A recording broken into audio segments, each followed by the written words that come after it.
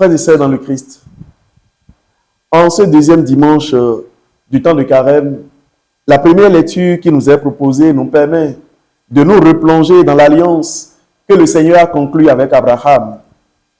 Et cette alliance, ce n'est pas Abraham qui en a eu l'initiative, mais bien sûr le Seigneur. Et tout est parti de ceci que le Seigneur lui dit: regarde le ciel et compte les étoiles si tu le peux. Telle sera ta descendance. De la part du Seigneur, une telle promesse à l'endroit d'Abraham devait simplement être pour lui comme une ironie. Abraham, en ce moment, était un homme âgé et sa femme était tout aussi âgée que lui. Mais pourtant, voilà la promesse que le Seigneur lui fait. La promesse d'une descendance. Et pas seulement la promesse d'une descendance. Le Seigneur lui dit en plus qu'il va lui donner le pays sur lequel il se tient, lui donner ce pays en héritage. Et donc voilà la promesse que le Seigneur lui fait. La promesse d'une descendance, la promesse d'une terre. Et Abraham eut foi dans le Seigneur. Et non seulement il eut foi, mais il dit au Seigneur: comment saurai-je que ma descendance aura en héritage cette terre? Et le Seigneur lui indique quoi faire. Le Seigneur qui manifeste sa présence et manifeste que l'alliance a été conclue. Et le Seigneur est demeuré fidèle à une telle alliance, tellement fidèle que malgré des siècles d'esclavage, eh bien, la descendance d'Abraham est venue prendre possession de cette terre. Pourquoi rappeler cette histoire? C'est pour nous rappeler que, en son Fils Jésus-Christ, le Seigneur a conclu avec nous une nouvelle alliance.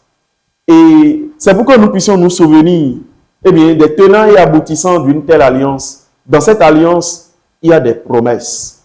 Dans cette alliance, il y a une garantie. La garantie, qu'est-ce? C'est le Seigneur lui-même, sa fidélité. Et quelles sont ces promesses? Je crois que l'évangile de ce jour peut nous servir de toile de fond pour comprendre l'essentiel même de cette promesse-là. Dieu nous promet de nous faire partager sa vie éternelle. Et pourquoi justement rappeler donc les thèmes de l'alliance? C'est pour que vous et moi, nous puissions nous souvenir que Dieu a conclu avec nous une alliance. Mais est-ce que nous vivons dans cette alliance? Est-ce que nous nous souvenons des promesses et de la garantie de cette alliance pour véritablement nous mouvoir dans cette alliance et savoir que le Seigneur réalisera sa promesse? Et quand je le dis, vous voyez, nous tous, nous voulons être heureux. Et nous nous imaginons ce qui peut faire notre bonheur. Mais dites-moi, qui parmi nous a jamais expérimenté ce que c'est que le vrai bonheur? Personne d'entre nous ne le sait. Et pourtant, nous sommes assurés de savoir ce qui fera notre bonheur. Alors que c'est le Seigneur seul qui sait ce qui fera notre bonheur. C'est le Seigneur seul qui sait ce qui pourra nous combler. Donc, une manière de nous dire, frères et sœurs, revenons dans l'alliance que le Seigneur nous a faite. Parce qu'il est le seul qui sait ce qui fera notre bonheur. Il sait comment réaliser ce bonheur-là avec nous et pour nous. Et si nous voudrions vivre loin des promesses et de la garantie de l'alliance éternelle, nous risquons, à la fin de notre vie, d'en être frustrés ou de perdre simplement notre temps et notre vie. En ce dimanche, qu'est-ce que nous pourrions demander au Seigneur? C'est la grâce de croire comme Abraham dans l'alliance que le Seigneur a conclue avec lui. Dans l'alliance que le Seigneur a conclue avec nous.